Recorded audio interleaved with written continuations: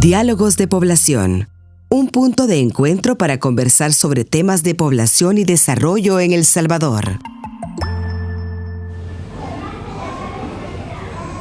Hola, soy la mamá de Raquel.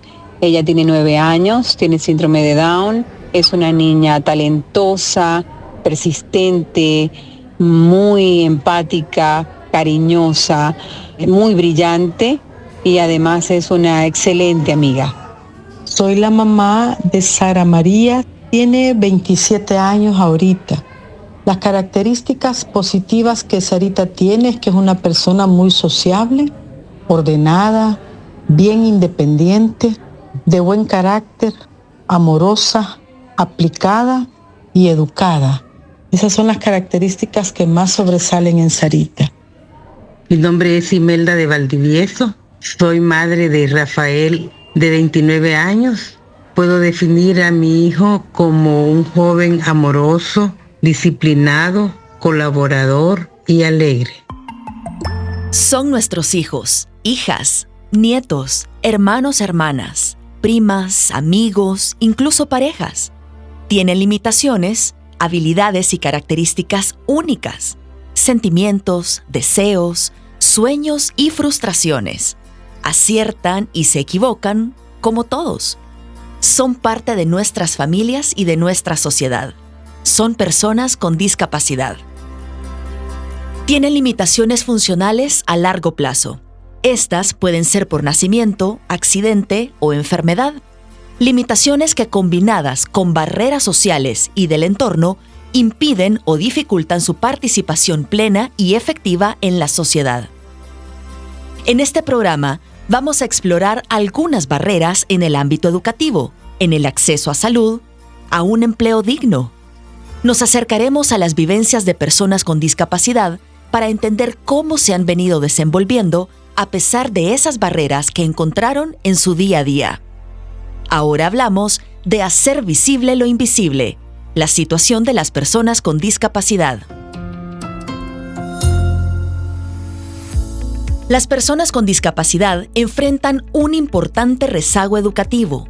Alrededor del 9% de la población salvadoreña nunca ha asistido a un centro escolar. Este número aumenta al 22.5% para las personas con discapacidad y llega al 47.5% cuando se trata de una discapacidad severa. Nos acompaña Wendy Beatriz Caixpal, licenciada en Ciencias Jurídicas y madre de 2 hijos. Actualmente se desempeña como directora ejecutiva de la Red de Sobrevivientes. Tiene 20 años de discapacidad y 15 de ellos como activista. Wendy, bienvenida. ¿Cómo ha sido tu proceso en el ámbito educativo? Gracias a Dios y a mi mamá, yo tuve acceso a la educación y hoy por hoy no estoy en mi casa guardada. Gracias a Dios y a mi mamá yo tuve acceso a mi atención psicológica y eso me permitió no quedarme en ese trauma por siempre y para siempre. Pero no todos tienen la bendición que yo tuve de tener una mamá que trabajó y que se esforzó por darme todo lo que a mí el gobierno me tuvo que haber dado, ¿verdad? Porque quizá hay que hablar en esa realidad, porque esta es una obligación de Estado, de garantizar el derecho a la salud de las personas con discapacidad. Si a la Wendy Caixpal le preguntan, ¿en qué nos enfocamos? ¿Cuál es la prioridad? Educación y rehabilitación. No podemos estar trabajando en acceso al trabajo de las personas con discapacidad si no está formada y si no está rehabilitada. Y aunque esté formada y no esté rehabilitada, no va a dar el ancho y va a desertar. ¿Por qué digo la educación? Pero quizás tendríamos que detenernos en la educación inclusiva y en la forma de decir somos una institución inclusiva, ¿verdad? Porque no es solo, como la ley especial de inclusión lo dice, que nadie puede negarte la matrícula en la institución, es cierto, no se la pueden negar, pero como usted lo acaba de mencionar, no es solo dejarte entrar, no es solo, es que yo te voy, y yo siempre lo he dicho, hay un mal concepto de la educación inclusiva hoy por hoy en el país, porque yo creo de que la persona sorda no la tienen que mandar a una escuela de educación que no sea educación para sordos. ¿Por qué? ¿por qué esta maestra no maneja lengua de señas salvadoreña? Y esta niña está yendo, porque ya la dejaron entrar a la escuela, está yendo a hablar a una maestra que no le entiende nada y no está aprendiendo lo que tiene que aprender porque nadie le está enseñando. También le quiero dar la bienvenida a Melissa Córdoba. Ella es directora artística de Entre Colores y Sombras, una compañía de teatro inclusivo para jóvenes con discapacidad intelectual. Melissa, ¿cuál es tu experiencia en cuanto al acceso a la educación? Como mamá, pero también como directora de teatro inclusivo que trabaja con otras familias de niñas y niños con síndrome Down. Yo siempre pongo el ejemplo, ¿cuántas personas con discapacidad intelectual están en la universidad o lograron terminar el bachillerato? El acceso a la educación para ellos y para ellas es sumamente difícil y en este camino vamos las familias. ¿Cuántas instituciones educativas nos tocó tocar? ¿En cuántas nos fuimos a pelear? ¿En cuántas nos cerraron la puerta? ¿En cuántas nos exigieron maestras sombra? ¿Cuántas? Un montón. O sea, yo en los primeros 3 años fueron 7 instituciones educativas que visité para terminar en una donde me exigieron una maestra sombra. Y estoy hablando desde que quien asume el pago son las familias, pero estamos hablando de familias en la zona rural donde se opta porque la niña no vaya a la escuela, porque queda muy lejos, porque ¿para qué la voy a mandar si no va a aprender? El transporte. ¿Para qué? Entonces se le niega el acceso a la educación, se le niega el acceso a los espacios públicos también y eso se vive en el día a día. También le doy la bienvenida a Erika Avilés. Ella es originaria de Cabañas y es estudiante de psicología que ha luchado mucho para lograr su educación superior a pesar de algunos prejuicios por su baja visión. Erika, te quiero preguntar por tu experiencia tanto en la escuela como en la universidad. Yo soy una persona súper curiosa. Cuando me dicen no lo hagas, yo lo hago más. Entonces, cuando estudiaba bachillerato, trabajaba de manera ambulante vendiendo semillas por mi pueblo. Soy de Cabañas, en Suntepeque, y pues las vendía. Y cuando tú te gusta el dinero, ya como que decís, quiero trabajar. Claro. Ya quiero, ya saqué mi bachillerato, ya cursé mi bachillerato, dice uno ya.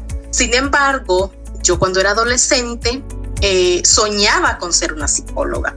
Soñaba con muchas cosas.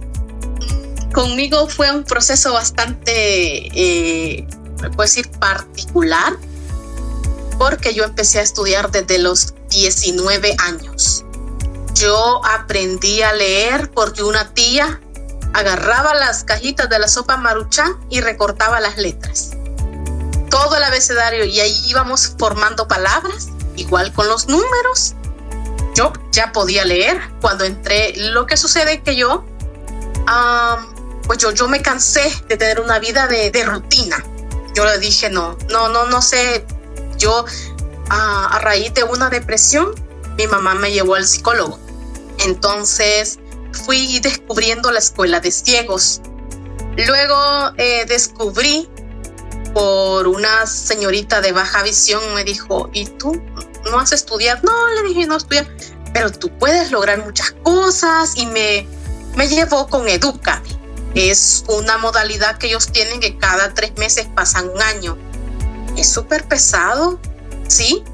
Y entonces ella me sembró esa semillita, esa duda, y yo investigué dónde estaba. Fuimos y las maestras muy amables me comunicaron el método de estudio, y gracias a una prima que ella me leía todos los libros, porque en ese entonces yo no conocía el braille, y a pura memoria, y pasé 3 grados de una vez.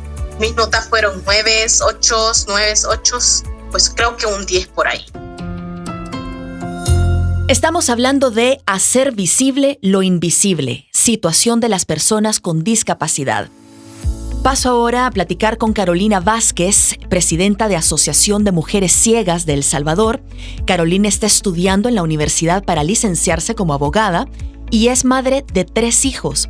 Para ella es vital que las personas con discapacidad, en especial las mujeres, conozcan sus derechos. Carolina, ayúdanos a ampliar esta conversación porque hablamos de diversas barreras para las personas con discapacidad en el ámbito educativo. Pero, ¿a qué otras barreras debemos prestar atención y sumar esfuerzos para que personas con discapacidad puedan desarrollar todo su potencial? La primera, las barreras comunicacionales. Y cada discapacidad lo vive desde su realidad, ¿verdad? ¿Por qué? Porque todas las discapacidades tienen necesidades diversas. Incluso dentro de la discapacidad visual, no todas vamos a tener la misma necesidad. Por ejemplo, puede haber una persona que lea en braille, otra que necesite macrotipo, otra que necesite material electrónico. O sea, es diverso. Pero la primera barrera es la barrera comunicacional. Y es importante ver cómo estas barreras se dan en todo el ambiente. O sea, empecemos desde kinder. Llevemos a un niño ciego al kinder y veamos si, por ejemplo, va a tener un sistema de lectoescritura adaptado. Uh-huh. Y desde ahí le estamos impidiendo el acceso a la comunicación, ¿verdad? Pensemos en si está la ileada en braille. Pensemos en cuando vamos a la universidad, si la constitución política está en braille. Uh-huh. La segunda barrera es la barrera estructural, que sí afecta principalmente a las usuarias y usuarios de silla de ruedas, como decías, de pronto un edificio y tengo clase en el 7º nivel, pero ¿cómo llego? Exactamente. Entonces, y la gente puede decir, no, pero es que no, el acceso a la universidad no se les niega. No se les niega, pero tampoco se brindan las condiciones para que podamos movernos con autonomía dentro de las universidades. En mi caso, como persona ciega, de pronto no hay señaléticas. ¿Qué es la señalética? Yo creo que todos hemos visto un caminito amarillo. Sí. Que está en muchas veces en las instituciones de gobierno tienen, pero resulta que termina la pared de la institución de gobierno y se termina el caminito amarillo y la calle sigue, ¿verdad? Entonces eso es importante que tengamos presente a la ciudadanía que nos escucha. Esa señalética no es para poner el canasto, no es para poner el carretón de sorbete, no es para tirar al niño, es para que las personas ciegas se puedan orientar con autonomía en su movilidad en la calle. Sí. Y luego está la otra barrera, que para mí es la base de todas las barreras, la barrera actitudinal. O sea, cómo la sociedad me ve, así me trata. La ocupación laboral de las personas con discapacidad ronda el 33%. De nuevo se repite el patrón de género donde los hombres con discapacidad tienen mayor ocupación laboral, el 43%, que las mujeres, donde solo el 25% de ellas con discapacidad están ocupadas de manera laboral. La población rural con discapacidad es la que enfrenta mayores retos en esta inclusión laboral. Carolina, ¿cómo ves la incorporación de personas con discapacidad a ambientes laborales? Ya que centraste tu planteamiento en 3 barreras: barrera de comunicación, barreras estructurales y barreras que tienen que ver con la actitud de las personas frente a la diversidad de discapacidades. Creo que todas esas barreras que enfrentamos a diario, cada que salimos de nuestras casas, deben ser abordadas de manera integral, porque podemos decir, bueno, vamos a promover el empleo para personas con discapacidad. Genial. Pero también eso significa que tenemos que promover un transporte inclusivo y accesible. Porque si, por ejemplo, a un compañero en silla de ruedas le van a dar trabajo, le van a pagar el mínimo, pero tiene que pagar Uber todos los días porque los microbuses y los buses no le van a parar porque no quieren subirlo, entonces no le estamos negando el acceso al empleo, pero es la dignidad de ese pago y de esa realidad. Sí, no, y también en el tema del trabajo, sí, es como, bueno, como bien decía Caro, no hay quien lo lleve, entonces también sí, va a trabajar, pero va la mamá, la hermana, la tía, entonces hay otra persona que deja de trabajar para llevarlo a un lugar para que él se realice. Y eso es bien importante en el tema laboral, o sea, tener los accesos, o sea, y tener la paciencia también. Hace poco me cuentan un caso en el tema de discapacidad intelectual. Dice, las empresas están dando trabajo a algunos jóvenes con discapacidad intelectual, pero ¿qué sucede? Al poco tiempo, el joven se empieza a desesperar porque ya no sabe qué hacer, porque la gente simplemente, bueno, trabaja, vení y hacé lo que tenés que hacer.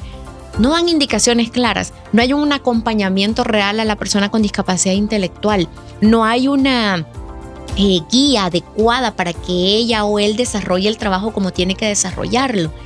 Y también le asignan un trabajo que la empresa cree que necesita la persona, no lo que la persona quiere. Erika, queremos escucharte a ti. ¿Cómo fue tu búsqueda de empleo y toda esa experiencia laboral? Bueno, actualmente estoy estudiando 4º año de psicología. Ya estoy en mis prácticas profesionales, servicio social, y pues sí tuve la experiencia de un trabajo porque cuando egresé de bachillerato me salió una oportunidad en Termoincogibles. Esto es allá en Santa Tecla. Entonces ahí desarrollábamos tema de limpieza, ayudarle a las personas en las máquinas, porque eso de fabricar bolsas, adecuándose a la discapacidad. Por ejemplo, nosotros no manipulábamos las máquinas, pero sí le llevábamos, botábamos basura, por ejemplo, íbamos como tomando las bolsas que salían de las máquinas, y así hacíamos elegir también no me recuerdo cómo es el nombre científico, pero los ganchitos que llevan las bolsas, porque a veces les pedían bolsas para ingresar ropa. Hacían de todo tipo de bolsa. Bueno, yo me salí a raíz de la pandemia.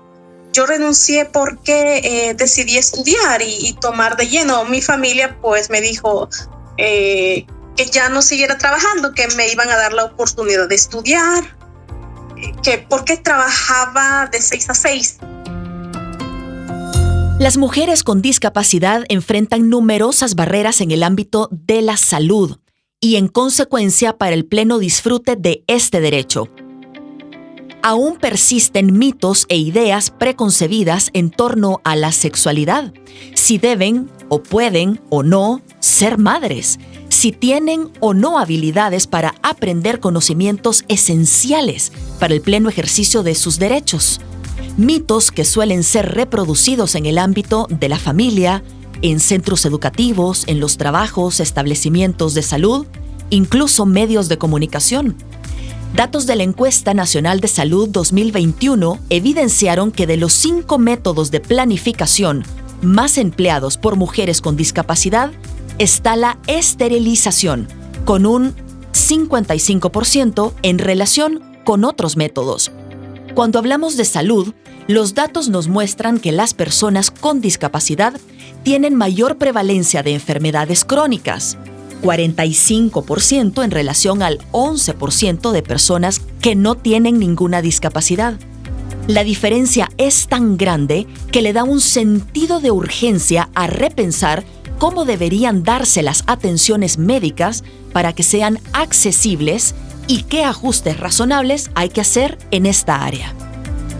Wendy, ¿nos puedes compartir cómo ha sido, en tu caso, todo este proceso de comenzar a utilizar silla de ruedas vinculado a tus temas de salud? Fue cruel, porque antes de mi accidente, mis piernas eran todo. Era la típica niña futbolera, la que corría maratones en los estadios, me crié a la par de un estadio, la que corría todas las tardes, la que no se bajaba de los patines para andar haciendo ejercicio. Mis piernas lo eran todo, entonces cambiarlo por una silla de ruedas fue bien complicado, fue un proceso duro, un proceso de duelo completamente complicado. Tuve quizá 4 años me tardé en ese proceso de aceptación, porque no es nada fácil, más cuando la etapa de malicia, ¿verdad? Y así como me ve usted, así yo toda la vida he sido maliciosa, me encanta andar arregladita, porque es parte de mí desde que tengo memoria. Entonces también el niño que me gustaba ya no me va a querer, porque ahora voy a usar pamper, porque ahora cargo una sonda urinaria. Volver a incorporarme a la escuela, al colegio, cuando ya era sobre la silla de ruedas me daba vergüenza. Fue un proceso súper duro, pero yo tengo que decir de que el apoyo más grande que yo tuve es la atención psicológica. Y por eso hoy por hoy nosotros desde la red de sobrevivientes buscamos la manera de que la atención psicológica sea una prioridad para las personas con discapacidad, porque solos no podemos enfrentar este proceso, porque es demasiado duro. Por esa razón es que yo siempre he dicho que la atención psicológica oportuna debe de ser una prioridad. A mí me encantaría que los hospitales tuvieran ese seguimiento en el tema de atención psicológica, porque es como, ok, vas a adquirir discapacidad, pero nadie le dice qué es la discapacidad y el mundo al que nos vamos a adentrar. O sea, es como que sí, ya sé que ya no voy a poder caminar, pero ¿qué voy a hacer? ¿Con quién me apoyo? ¿A dónde están mis redes de apoyo? ¿Dónde me vinculo? ¿Dónde consigo una silla? ¿Qué es un cojín antiúlcera? ¿Cómo voy a limpiar mi sonda urinaria? ¿Cómo voy a cambiarme un pamper? Entonces, ese tipo de cosas y ese tipo de atención para mí es súper medular, y por esa razón es que nosotros siempre lo hemos creído, que el tema de apoyo entre iguales y atención psicológica debe ser una prioridad, no solo para las organizaciones, sino que para un Estado y a todas las instituciones públicas y privadas. El hecho que yo esté aquí no quiere decir de que yo no vaya a sufrir cáncer, alguna enfermedad venérea, alguna enfermedad de transmisión sexual. No me quita, o sea, tener discapacidad no me excluye de eso, por lo menos les digo yo. Entonces somos parte de, y hay que poner atención, porque, y yo les digo, hay veces mis amigas me dicen, mira, que con vos me encanta hablar porque hablamos de temas tabús. Carolina, te escuchamos ahora a ti sobre el área de salud y los retos que debemos superar también en ambientes laborales. Las personas con discapacidad tenemos derecho a desarrollarnos activa y efectivamente en la sociedad. Y entonces para eso necesitamos aplicar en todas las esferas sociales, pública y privada, el enfoque de derechos humanos. Principalmente, porque así, si yo aplico el enfoque de derechos humanos en la escuela, en la universidad, en el área laboral, en el servicio de salud, o sea, va a ser integral. Tengo que empezar a ver a las personas con discapacidad como personas sujetas de derecho y no objetos de derecho. Entonces, los enfoques que aplicamos son sumamente importantes. Y retomando un poco el tema de los derechos sexuales y reproductivos, las mujeres con discapacidad, yo recuerdo cuando yo me esterilicé, yo tengo 3 hijos y 2 de ellos con discapacidad, y cuando yo me esterilicé, yo llegué al Seguro Social y dije, yo me quiero esterilizar, y no me hicieron la típica pregunta que toda la vida los hacen. La pregunta es, ¿y su esposo está de acuerdo? Ah, claro. La típica, ¿verdad? O sea, a mí no, a mí casi que me agarran y me llevan al quirófano de, corran, esterilícenla a esta mujer que no siga. O sea, y no es ni siquiera porque piensen en nuestra salud, es porque yo decía hace poco en una formación, es que la sociedad está tan cuadrada que dicen, bueno, si es coneja va a tener conejos, ¿verdad? Si es gatita va a tener gatitos. Entonces, si es mujer con discapacidad, va a tener niños con discapacidad, y es como que ya no, ¿verdad? Entonces no lo hacen desde el punto de interés de salud integral hacia la mujer. Detrás de algunos casos de discriminación vinculados a la salud, hay mucho desconocimiento y prejuicio, incluido a lo relacionado con la maternidad. Melissa, ¿nos cuentas tu experiencia desde el momento en que te dieron la noticia en el hospital que tu hija nació con síndrome de Down? A mí nadie, ni a usted, ni a mí, las que somos madres de personas con discapacidad por nacimiento, digamos, nadie nos preparó. Ni siquiera la noticia te la dan bien. O sea, yo siempre lo digo, es casi que es el pésame. Llegaron al cuarto del hospital y es casi el pésame. Señora, le quiero decir que... y es como que pasó y empieza aquella música incluso a escucharse. Y es difícil. El violín, ¿no? Y entonces empieza aquel drama y no va a poder hacer. Y me dijeron todo lo que mi hija no... ¿Qué te dijeron? Que no iba a poder caminar tan luego, que no va a poder hablar, que seguramente va a costar más el tema de la educación, que me iba a padecer del estómago, de los ojos, que iba a usar lentes a temprana edad, que posiblemente iba a necesitar una operación en sus primeros 3 años de vida. Y era como la criatura tenía horas de nacida. Wendy, ¿nos puedes compartir sobre tu experiencia durante tus embarazos? Han sido 2, ¿verdad? Yo salí embarazada a mis 17 años y no fue ignorancia, o sea, pero también fue como que una parte de, yo no tenía esa apertura de decir dónde hay preservativos. Yo sabía que me tenía que cuidar, pero nadie había generado esa conciencia en mí para poder decir, lo tengo que tener aquí, lo tengo que cargar siempre, de crear esa conciencia en mí. Nadie. Yo solo sabía lo que el libro decía y hay que cuidarse. Es cierto. Pero esa conciencia, esos procesos formativos, en todo de qué se usa, cómo se usa, cuál es el mejor, cuál es más saludable para una mujer con discapacidad, todo ese tipo de temas no se hablan.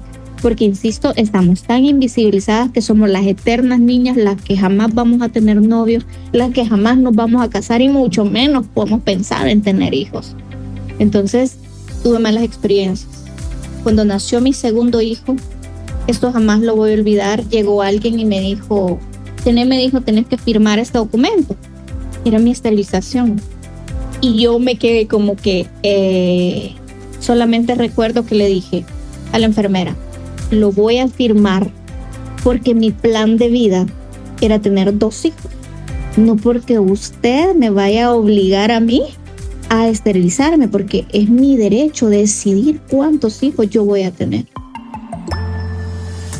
Tenemos el reto como sociedad de cambiar la forma de ver la discapacidad y entender que es parte de la diversidad humana, que el problema no son las limitaciones funcionales de las personas, sino nuestra incapacidad como sociedad de hacer las adecuaciones necesarias y los ajustes razonables para que todas las personas puedan participar en igualdad de condiciones. La discapacidad va en aumento en la mayoría de los países debido al proceso de envejecimiento poblacional que vivimos, por lo cual tenemos que prepararnos para atender todas esas demandas económicas, sociales y de cuidado que esto representa.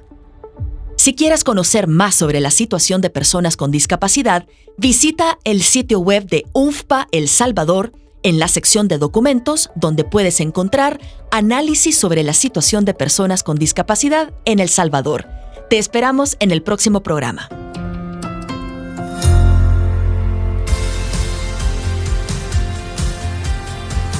Diálogos de Población. Un punto de encuentro para conversar sobre temas de población y desarrollo en El Salvador.